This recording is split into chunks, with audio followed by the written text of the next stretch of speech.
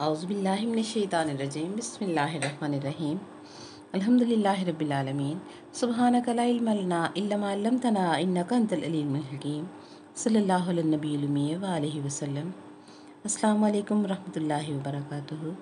جی جناب، کیسے ہیں آپ سب؟ امید کرتی ہوں محبت رسول پاک صلی اللہ علیہ وآلہ وسلم اور مودت اہل بیت کے حصول کا ذوق و شوق ہمارے سب سننے والوں کے دلوں میں بڑھ رہا ہے کہ ہم اور آپ ان ہستیوں کا ذکر کرتے ہیں اور رب کریم ہم پر رحمتوں، برکتوں اور نور کا نزول فرما دیتا ہے، ہمارے گناہ معاف کر دیتا ہے اور اپنے محبوب صلی اللہ علیہ وسلم کی رضا کا مکھڑا دیکھتا ہے کہ جو ہی امتی پر رحمت برستی ہے، نبی صلی اللہ علیہ وسلم کو خوشی ہوتی ہے اور اللہ کریم تو اپنے محبوب صلی اللہ علیہ وسلم کی خوشی کا طالب ہے۔ میرا سوف یعطیک ربک فترضی فرماتا ہے، میرا رب ہمیں قبول فرمائے اور ہماری اولادوں کو قبول فرمائے اور ہماری قیامت تک آنے والی نسلوں کو یہ ذوق اور شوق عطا فرمائے، آمین۔ آپ سب بھی آمین بول دیا کریں کہ ہماری سب دعائیں محتاج آمین ہیں۔ جانے کس ساتھی کی کہی گئی آمین ہم سب کی دعاؤں کو بارگاہ الہی میں مستجاب کر دے۔ بہت شکریہ آپ کا۔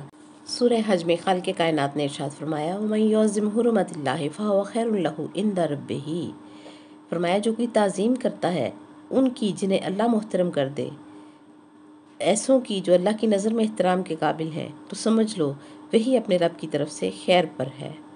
من فرمایا جو کوئی بھی تعظیم کرے، یاد رکھیں اللہ کریم کی تعظیم نہیں کی جاتی، اللہ کریم کی عبادت کی جاتی ہے، اور اللہ کی عبادت کرتے ہوئے جو اللہ کی حرمتوں کی تعظیم کرتا ہے، سمجھ لو، جان لو وہی بندہ اپنے رب کے نزدیک خیر پر ہے، اور اس خیر میں ہی ساری کی ساری خیر ہے کہ جس کو اللہ کریم معبود و مسجود محترم سمجھ رہا ہے، جو اللہ کریم کی نظر میں احترام والا ہے، اس کی تعظیم کرنے والے کی خیر ہے۔ انسانوں نے مال، دولت، اقتدار، اولاد، بیٹے سب کچھ کو خیر سمجھ لیا ہے، گھر بار جائیداد ہو تو خیر سمجھ لیتے ہیں۔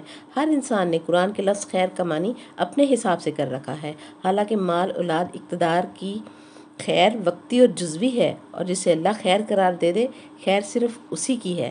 یاد رکھیں عبادت اللہ کریم کی ہے اور وہ سب کا خالق ہے، اور خالق کی عبادت بڑی چیز ہے، اور احترام اللہ کی کسی نہ کسی مخلوق کا ہوتا ہے، اس لیے عبادت سے احترام تک کا سفر اہمیت رکھتا ہے۔ جیسا کہ پہلے بھی بات ہو چکی ہے کہ شناختی کارڈ چھوٹا اور اول درجے کا ہوتا ہے، مگر پاسپورٹ نہیں بن سکتا کہ اگر شناختی کارڈ پاس نہ ہو، حالانکہ پاسپورٹ بڑی چیز ہے۔ معلوم ہوا اللہ کے محترم کیے ہوئے کا احترام نہ کریں گے تو قرآن ہی بتاتا ہے کہ بڑے بڑے عابد شیطان بن گئے۔ اب سمجھ لیں اللہ کے نزدیک خیر ہونا انتہا ہے خیر کی۔ ہم کسی کو خیر کہیں تو شک ہو سکتا ہے، ہمارا بہتر کیا ہوا کبھی برا بھی ہو سکتا ہے، مگر جب اللہ کریم قرآن میں کسی کو خیر کہہ دیتا ہے تو عبدالعباد خیر پر ہوتا ہے کہ اللہ کریم کی نظر ماضی، حال، مستقبل سب کو گھیرے ہوئے ہے۔ یہ لفظ خیر قرآن میں کئی مقامات پر اللہ کریم نے خود اپنے بارے میں ارشاد فرمایا تاکہ بندوں کو پتہ چل سکے کہ اللہ کے محترم بندوں کا احترام کرنے والوں کو کس درجے کی خیر نصیب ہوتی ہے۔ فرمایا وَهُوَ خَيْرُ الْحَاكِمِينَ، حاکم دنیا میں بڑے ہیں مگر اللہ کے آگے کوئی حاکم نہیں۔ سورہ اعراف میں فرمایا وَأَنْتَ خَيْرُ الْغَافِرِينَ، انفال میں فرمایا وَاللَّهُ خَيْرُ الْمَاكِرِينَ، اللہ کی تدبیر ہر مدبر سے بڑی ہے۔ پھر فرمایا انبیاء سورت میں کہ وَأَنْتَ خَيْرُ الْوَارِثِينَ، وارث اور بھی ہوں گے مگر اخیر وارث اللہ کریم ہے۔ پھر فرمایا وَأَنْتَ خَيْرُ الرَّاحِمِينَ، پھر فرمایا وَهُوَ خَيْرُ الرَّازِقِينَ۔ معلوم ہوا اللہ سے بہتر خیر میں وارث، رازق، حاکم، رحم کرنے والا کوئی نہیں۔ معلوم ہوا اللہ کریم جس چیز کو خیر فرماتا ہے پھر اس کے بعد اس سے بہتر اور اوپر کوئی خیر نہیں ہوتی۔ نبی کریم صلی اللہ علیہ وسلم نے ساری زندگی خیر کی تبلیغ فرمائی، نماز نیکی خیر، روزہ نیکی خیر، حج نیکی ہے اور خیر ہے، اور ایک منزل ایسی آئی کہ رسول کریم صلی اللہ علیہ وسلم نے حضرت بلال رضی اللہ تعالیٰ عنہ کو حکم دیا کہ بلال حی علی الصلاۃ اور حی علی الفلاح کے بعد آج اذان میں ایک اور پکار لگاؤ کہ حی علی خیر العمل۔ نبی صلی اللہ علیہ وسلم نے لوگوں کو، حاجیوں کو، پاک ہو کر نکلنے والوں کو بلایا اور فرمایا آؤ آج عمل نہیں بتایا جائے گا بلکہ خیر العمل بتایا جائے گا، اور خم غدیر کے میدان میں اعلان ولایت علی علیہ السلام فرما کر خیر العمل کو واضح فرما دیا گیا کہ جس سے آگے کوئی خیر عمل نہ ہو۔ نماز عمل، روزہ عمل، حج صرف عمل، زکوٰۃ، صدقہ خیرات صرف عمل، جہاد پر نکلنا صرف عمل، اور مولا علی علیہ السلام کی ولایت خیر العمل کا درجہ پا گئی۔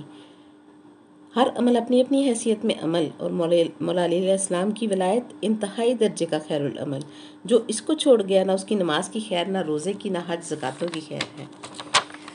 اور اب اگر ولایت علی علیہ السلام کا اقرار عقیدے میں نہیں ہے تو سب عملوں کے ہوتے ہوئے بھی اے بندے تمہاری خیر نہیں ہے۔ یہ کتنا بڑا عمل ہے۔ اس کے لیے ہم دیکھتے ہیں کہ رب العزت نے جو ہی ولایت علی علیہ السلام کا اعلان نبی پاک صلی اللہ علیہ وسلم نے فرمایا تو آیتیں اتار دیں کہ میں نے آج کے دن تمہارا دین مکمل کر دیا ہے، اور آج کے دن میں نے اپنے خزانہ نعمت کی آخری نعمت بھی آپ کو عطا کر کے اپنی نعمتیں تمام کر دی ہیں، اور آج کے دن کافر مایوس ہو گیا ہے کہ وہ تیرا دین مٹا نہ سکے گا، کہ میں نے دین بچانے کی ذمہ داری اپنے بیت اللہ میں آنے والے کے ذمہ لگا دی ہے، اور نماز، روزے، حج، زکاتیں، جنگ و جہاد سب کچھ اسلام میں پہلے سے تھا، لیکن آج کے دن میں اسلام کو تمہارے لیے دین کے طور پر پسند کر لیا ہے۔ سبحان اللہ۔ اس کا شعور ہمیں صحیح بخاری و مسلم کی متفق علیہ حدیث سے بھی ملتا ہے۔ جب سورہ بقرہ کا آخری رکوع نازل ہوا، کلو آمنا باللہ و ملائکتہ و رسلہ و کتبہ و رسلہ لا نفرق بین احد منہم، تو ایک صحابی رضی اللہ تعالیٰ عنہ پریشان ہو کر بارگاہ رسالت مآب صلی اللہ علیہ وسلم میں آئے اور عرض کی ہاتھ جوڑ کر کہ ملائکہ بے شمار، انبیاء 1,24,000، کتابیں بھی 4، ہم کس کس کا ٹیسٹ پاس کریں تو ایمان والے کہلائیں گے؟ اللہ کی معرفت ہمیں تو ہے ہی نہیں، ہم تو آپ کی زبان مبارک پر اعتبار کر کے اسے ایک مان گئے ہیں۔ آپ صلی اللہ علیہ وسلم کو تو اس اللہ کریم کی معرفت نصیب ہے، پھر انبیاء کرام علیہ السلام، اور پھر ملائکہ، اور پھر کتابیں، ہم تو اتنے علم والے ہی نہیں، کچھ آسانی نہ فرمائیں گے؟ تو نبی صلی اللہ علیہ وسلم نے فرمایا کیا کہنا چاہتے ہو؟ تو اس صحابی نے عرض کی یا رسول اللہ صلی اللہ علیہ وسلم، کوئی ایک ایسا ٹیسٹ نہیں ہو سکتا کہ معلوم ہو جائے کہ ہم مومن ہیں اور اللہ ہم سے راضی ہے، اور نعوذ باللہ ہمیں منافق کون ہے اور اللہ ہم سے ناراض ہے؟ تو نبی صلی اللہ علیہ وسلم نے فرمایا کیوں نہیں، میں تو آیا ہی آسانیاں تقسیم کرنے کے لیے ہوں۔ تو اس صحابی رضی اللہ تعالیٰ عنہ نے پوچھا ایک بات اور بتا دیں کہ آپ اس دنیا سے پردہ بھی فرما جائیں تو ایسا ٹیسٹ بتائیں کہ پھر بھی مومن اور منافق کا فرق واضح ہوتا رہے۔ نبی صلی اللہ علیہ وسلم نے فرمایا ٹھیک ہے، اور خود نبی صلی اللہ علیہ وسلم ممبر پر تشریف فرما ہو گئے، اور صحابہ اکرام رضوان اللہ علیہم اجمعین کی تمام محفل کا منہ نبی صلی اللہ علیہ وسلم کی طرف تھا۔ میرے آقا و مولا نے 3 بار مسجد نبوی کے دروازے کی طرف دیکھا تو صحابہ اکرام متوجہ ہو گئے، اور پلٹ کر سب صحابہ اکرام نے دیکھا کہ مولا علی مسجد نبوی کے دروازے سے اندر داخل ہو رہے ہیں، اور جب سب متوجہ تھے اور دیکھ رہے تھے تو نبی صلی اللہ علیہ وسلم نے مولا علی علیہ السلام سے فرمایا یا علی کہہ دو، یا علی کہہ دو، اور نبی صلی اللہ علیہ وسلم کے فرمانے کے بعد مولا علی علیہ السلام نے خطبہ دیا کہ مجھے قسم ہے اس رب کی جس نے دانے کو پھاڑ کر کومپل کو ظاہر کیا۔ مولا علی نے قسم ہی گندم کی کھائی کہ مسلک کسی کا کوئی بھی ہو، اپنا اپنا مسلک رکھتے ہوئے لوگ گندم تو ایک جیسی ہی کھاتے ہیں نا، سارے لوگ گندم تو ضرور کھاتے ہیں۔ فرمایا مجھے اس نبی محترم مخبر صادق صلی اللہ علیہ وآلہ وسلم نے خبر دی ہے لا یحبنی الا مومن ولا یغبظنی الا منافق، مجھ سے مومن محبت رکھتا ہے اور منافق مجھ سے بغض رکھتا ہے۔ اسی لیے حدیث میں ہے کہ صحابہ اکرام رضوان اللہ علیہم اجمعین ایمان چیک کرنے کے لیے لوگوں کے سامنے مولا علی علیہ السلام کا ذکر کرتے، اگر وہ محبت کا اظہار کرتا تو اسے مومن سمجھ لیتے اور اسے سینے سے لگا لیتے، اور اگر ذکر علی اسے برا لگنے لگ جاتا تو سمجھ جاتے کہ یہ منافق ہے، زبان سے کلمہ پڑھتا ہے، دل میں بغض علی رکھتا ہے اور منافق ہے۔ حضرت بریدہ رضی اللہ تعالیٰ عنہ کی توبہ کے بارے میں سن لیں کہ یہ ایک دن نبی کریم صلی اللہ علیہ وسلم کے پاس آئے اور عرض کی کہ میں نے آپ صلی اللہ علیہ وسلم سے ایک بات کرنی ہے کہ میرے دل میں بغض علی رہتا ہے، اور میں علی علیہ السلام میں نقص تلاش کرتا رہتا ہوں، اور مسلمان فوج کا سپہ سالار جس کو آپ نے مقرر کیا ہے وہ بھی میرا دوست ہے، اور اسی بنیاد پر ہماری دوستی ہے کہ مال غنیمت آیا اور مولا علی علیہ السلام نے پوچھے بغیر ہی اپنا حصہ نکال لیا، میں بھی دیکھتا رہا اور میرا وہ دوست بھی دیکھتا رہا، ہم نے ان سے کچھ سوال نہیں کیا۔ جب میں نے بریدہ رضی اللہ تعالیٰ عنہ فرماتے ہیں کہ جب میں نے نظر اٹھا کر دیکھا میں بات کر رہا تھا تو سرکار دو عالم صلی اللہ علیہ وسلم کے چہرے مبارک پر جلال تھا، غصہ تھا، اور وہ خاموش تھے۔ تو بریدہ رضی اللہ تعالیٰ عنہ نے عرض کی یا رسول اللہ صلی اللہ علیہ وسلم، آپ کے چہرے پر غضب کے آثار ہیں۔ نبی صلی اللہ علیہ وسلم نے فرمایا تم پھر کہو کہ تم کیا کہنے آئے تھے؟ کہنے لگے یا رسول اللہ صلی اللہ علیہ وسلم، میرے دل میں بغض علی رہتا ہے۔ نبی صلی اللہ علیہ وسلم نے جلال میں فرمایا کہ کہیں تم منافق تو نہیں ہو گئے ہو؟ اس صحابی رضی اللہ تعالیٰ عنہ کے قدموں تلے سے زمین نکل گئی کہ اس زبان نے مجھے منافق کہہ دیا ہے جس پر اللہ کریم بولتا ہے جو زبان بولے تو دین بنتا ہے، جو زبان بولے تو ایمان بنتا ہے۔ اسی وقت ہاتھ جوڑے اور عرض کی یا رسول اللہ صلی اللہ علیہ وسلم، میں توبہ کرتا ہوں، میں معافی چاہتا ہوں۔ تو نبی پاک صلی اللہ علیہ وسلم چپ تھے، پھر انہوں نے کہا کہ میں بغض علی نہیں رکھوں گا، پھر بھی نبی پاک چپ تھے۔ آج کے بعد میں علی سے محبت کروں گا، اس کے بعد بھی نبی پاک چپ رہے۔ میں علی میں نقص تلاش نہیں کروں گا، مگر پھر بھی نبی پاک صلی اللہ علیہ وسلم چپ رہے۔